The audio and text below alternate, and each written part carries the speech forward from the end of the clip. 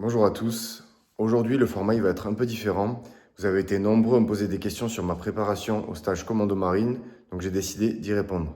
Quand je voulais rentrer dans les commandos marines, j'aurais aimé avoir quelqu'un, un ancien effort spécial, présent sur les réseaux ou sur Internet pour pouvoir lui poser toutes les questions que j'avais en tête. Donc je me dis que c'est une bonne idée de le faire aujourd'hui. Installez-vous bien, mettez-vous sur le canapé, mettez la vidéo sur le grand écran, prenez un café parce que vous allez m'entendre parler tout le long de la vidéo. Il n'y aura pas trop d'images de sport, ça va être surtout de la discussion. Pour ceux qui viennent juste de me découvrir dans cette vidéo et qui ne savent pas qui je suis, déjà je vous invite à aller voir la première vidéo où je me présente, mais je vous remets quelques images de mon ancien métier.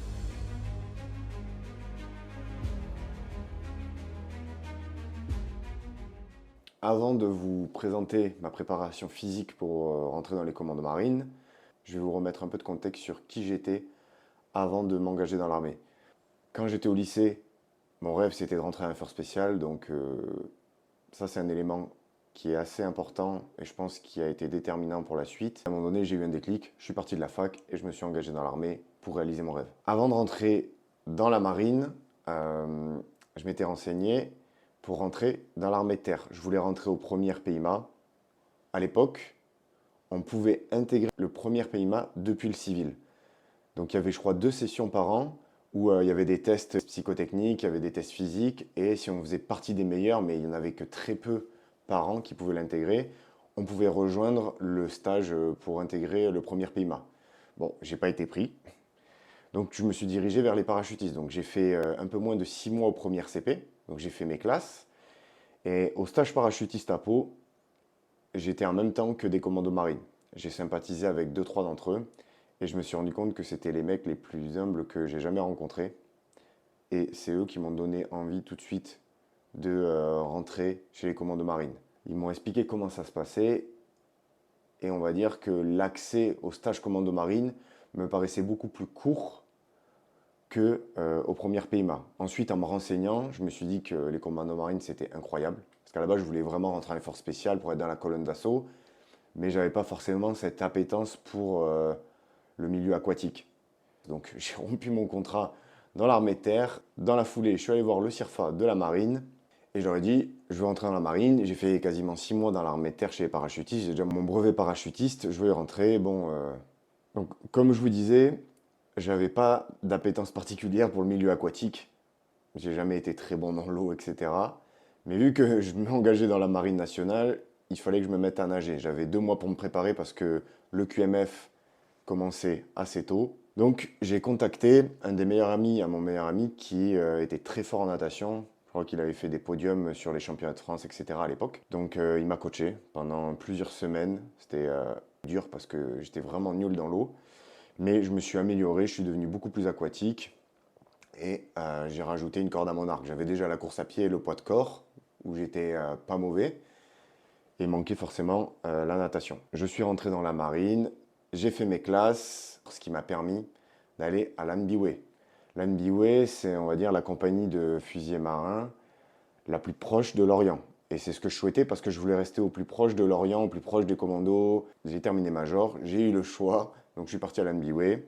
Quand j'ai intégré la compagnie de fusiliers marins de l'Anbiway, ben, je m'entraînais de la même manière que quand j'étais aux classes. C'est-à-dire beaucoup de courses à pied, beaucoup de poids de corps. Le plus important, c'est d'être un chat maigre. Je le répète, hein, tout le monde le dit, mais c'est vrai. Il faut être agile, il faut être mobile, il faut être endurant et il faut être à l'aise avec son corps, pouvoir se soulever facilement, que ce soit sur les parcours, traction, pompe, tout ça, dips. Il faut être à l'aise. Et dans la course à pied, souvent, la plupart du temps, je faisais du fractionné où je mettais de l'intensité. J'ai jamais trop couru sur des longues distances. J'ai jamais dépassé les 20 km, honnêtement, en course à pied.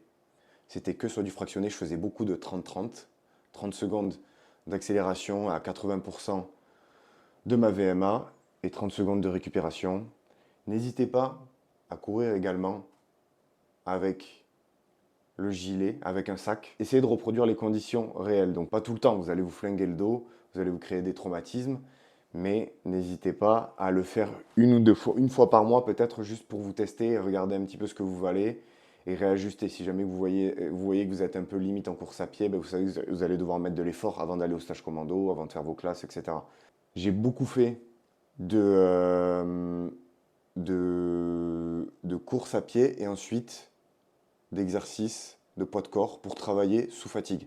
Parce que la différence, elle est énorme entre faire des tractions et des pompes à froid où on est bien, on est en forme, et les faire juste après une séance de course à pied où le cardio est bien monté, on est fatigué musculairement, même si on n'a pas travaillé le haut du corps, etc. Ça fait vraiment la différence.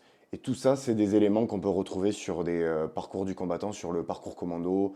Vous allez constamment faire des activités sous fatigue musculaire. Vous allez être fatigué. Dans tous les cas, vos muscles, ils seront congestionnés, vous aurez mal aux cuisses, vous serez KO. Donc habituez-vous au maximum à faire ce genre d'effort pour pas être choqué le jour J parce que ça va vous faire bizarre. Et ça m'a fait bizarre, je vous rassure. On a beau s'y préparer comme on le souhaite, tout le monde en chie, c'est comme ça. Je sais qu'il y en a parmi vous qui sont intéressés par un programme type d'entraînement, mais j'en avais pas vraiment. J'avais pas de programme type. Je le faisais un peu au feeling, mais je peux vous donner un exemple de séance que j'ai fait. Par exemple, c'est vous faites 10 minutes d'échauffement en course à pied, vous y allez lentement, vous faites ensuite 20 minutes de 30 secondes à 80% de votre VMA, 30 secondes de récupération, vous courez moins vite, vous finissez par 10 minutes de course plus lente, et ensuite vous enchaînez avec du poids de corps. Par exemple, vous pouvez faire un circuit, vous faites 5 fois ou 10 fois, ben, 10 tractions, 25 pompes, 20 jump squats, 20 abdos. Vous faites entre 5 et 10 fois et vous alternez à chaque fois les exercices pour que ça tourne. Travaillez sous fatigue musculaire et voilà, essayez de varier les exercices. Des fois que du poids de corps, des fois que de la course à pied. N'oubliez pas de faire un mélange des deux, c'est plus important. C'est comme ça qu'on réussit des parcours commando, des parcours du combattant. Ça mélange les deux. Il y a beaucoup de cardio, mais il y a aussi l'aspect physique qui rentre en jeu. Sur les tractions, je faisais pas mal d'isométrique, où je prenais bien le temps en haut, au milieu, en bas. Et je faisais pareil des tractions lentes. Ne pas les faire vite, avoir une amplitude complète. On détend complètement les bras et on les remonte. Pareil, la largeur pour les tractions, c'était largeur des épaules. C'est ce qu'ils demandent pour les sélections. Donc, entraînez-vous en conditions réelles. Bon, pendant que je faisais le montage, je me suis rendu compte que j'ai oublié de parler d'une méthode que j'utilisais beaucoup pour les tractions, c'était la méthode Lafay. Donc n'hésitez pas à regarder du côté de la méthode Lafay pour vous inspirer dans vos entraînements. Entraînez-vous de manière réaliste sur des choses que vous faites au quotidien. Pareil pour les pompes. Les pompes, ils attendent que les pecs touchent le sol. Donc allez chercher vraiment une amplitude maximale et remontez.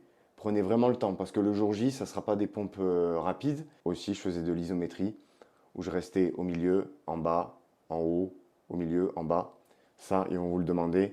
Et travailler ce genre d'effort, même si on n'a pas l'habitude, c'est bien pour travailler cette résistance musculaire sur des mouvements ou le fait de tenir des positions dont on n'a pas l'habitude.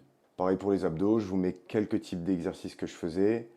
L'idéal aussi, c'est de reproduire les conditions réelles, donc n'hésitez pas à vous bloquer les pieds sur quelque chose et venir faire les sit-ups et à ramener les bras au niveau des genoux comme attendent les instructeurs lors de la sélection et des évaluations. Maintenant, je sais qu'il y en a qui sont un peu friands de valeurs de référence. Donc, quel était mon niveau avant de rentrer au stage commando? Sur un 8 km, pour ceux qui l'ont déjà fait, le 8 km avec le sac à 11 kg, etc., je le faisais entre 37 et 39 minutes, autour des 38 minutes, on va dire. Le 10 km, je pense que sans rien, le 10 km en course à pied, je pense que je le faisais autour des 38-39 minutes. Ensuite, je faisais une vingtaine de tractions, peut-être vers les 24 tractions propres. Les pompes, j'ai plus souvenir, mais je devais être peut-être autour des 70 pompes propres. Ils en demandent 50, il me semble. Pour la course à pied, j'ai également fait beaucoup de Cooper. Donc pour ceux qui ne connaissent pas, le Cooper, c'est le maximum de distance parcourue en 12 minutes. Donc je sais que j'étais autour des 3300, 3300 mètres. Pour la natation, j'ai pas de séance en particulier. Faites de la distance De toute façon, au stage commando, on vous demandera jamais de faire un 1000 mètres en X temps. Non, non, le but c'est d'être aquatique, c'est d'être à l'aise dans l'eau. Entraînez-vous à l'apnée. Entraînez-vous pour aller chercher dans la cuve le plongeur. Alors que l'eau, elle est gelée parce que j'ai fait le stage de mars et l'eau, elle était vraiment froide. Ça coupe le souffle, donc il faut rester calme. Bon, maintenant, si je devais vous donner des valeurs, un petit peu de référence pour que vous puissiez savoir où vous vous situez, où est votre niveau pour intégrer les commandos marines. Niveau traction, je pense qu'il faut au moins faire 20 tractions proprement. Pompe, il faut au moins faire 60-70 pompes proprement, je pense.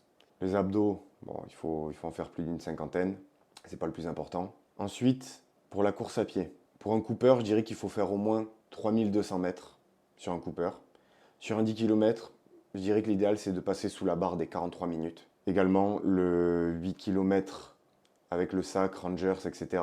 Si vous le faites sous les 45 minutes, c'est bien. Et puis c'est tout. Après, en natation, je ne peux pas trop juger. Juste être à l'aise dans l'eau, être capable de faire 200 mètres de crawl sans être fatigué et être mort. Donc voilà pour la préparation. Maintenant, avant que je passe à la partie mentale, je vous donne les sports que je recommanderais pour se préparer au mieux au stage commando.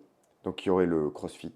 Si vous vous y filez vraiment en CrossFit, ou du moins maintenant avec le format Irox qui est peut-être plus adapté parce qu'il y a beaucoup plus de courses à pied, mais vous allez devenir vraiment bon dans tous les domaines qui sont demandés pour intégrer les commandos marines.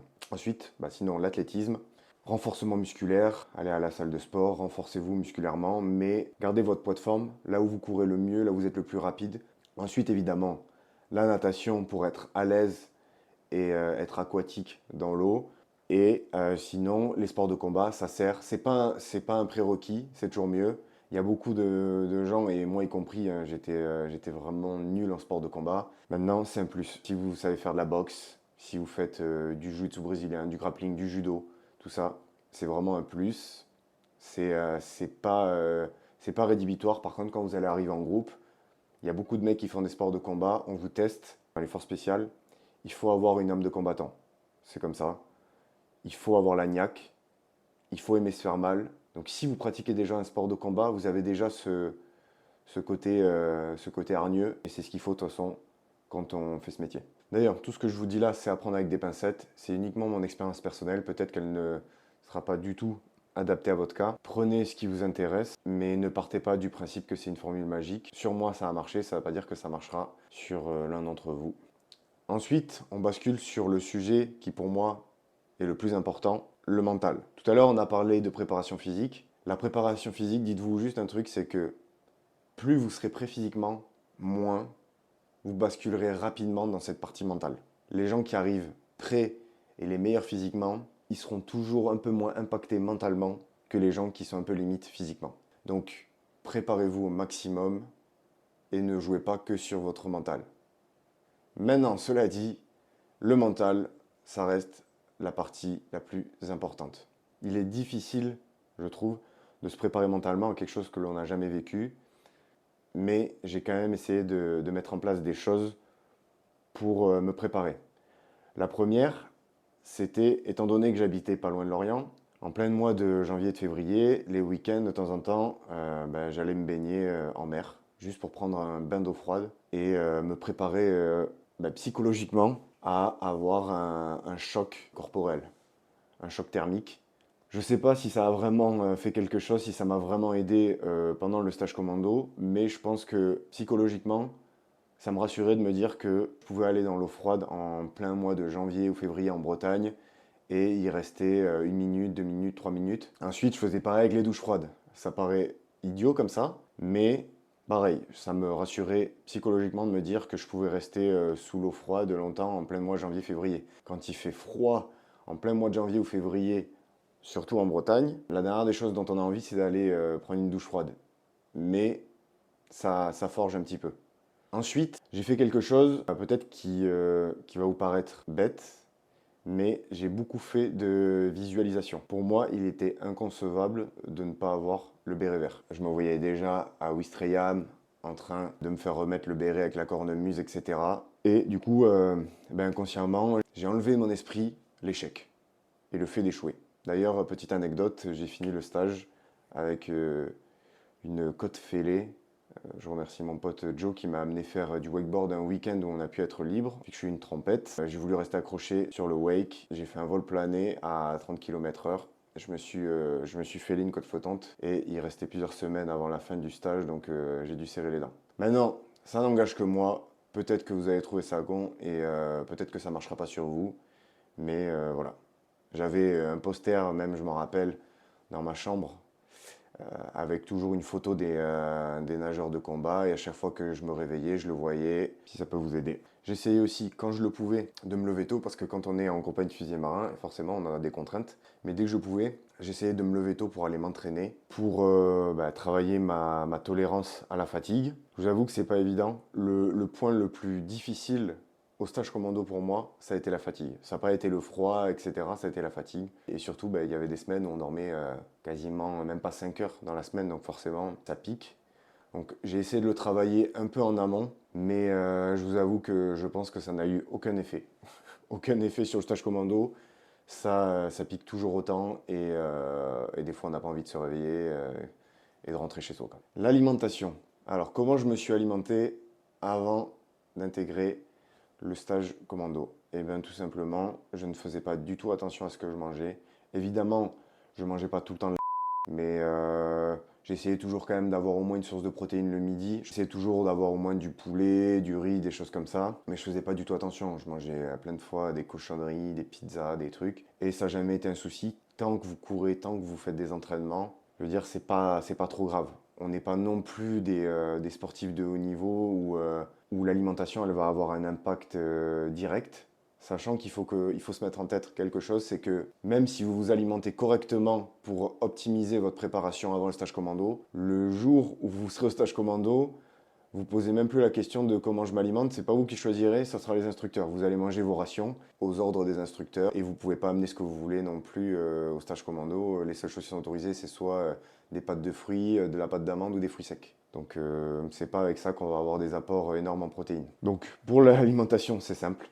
Ça y est, c'est la fin de la vidéo. J'espère qu'elle vous aura plu. Comme d'habitude, si elle vous a plu, n'hésitez pas à commenter, à laisser un j'aime, à vous abonner, à activer les notifications et surtout à partager cette vidéo à vos proches, à votre entourage. Vous pouvez me suivre sur Instagram et TikTok. Je mets souvent des séances en avance. Je mets quelques petites stories, quelques petits réels. Sachant que les prochaines vidéos vont vraiment être orientées autour du sport. C'est quand même ce pourquoi je me suis mis sur YouTube. Je partagerai avec plaisir beaucoup d'informations sur ce que j'ai fait avant. Mais j'ai surtout envie de partager du contenu autour du sport et qu'on fasse du sport ensemble. Petit mot de la fin. Pour ceux qui souhaitent réaliser des choses qui leur paraissent compliquées ou irréalisables, dites-vous que le travail finit toujours par payer et que personne ne fera le travail à votre place, donc donnez-vous à fond et il n'y a pas de raison que ça ne marche pas. Je vous dis à bientôt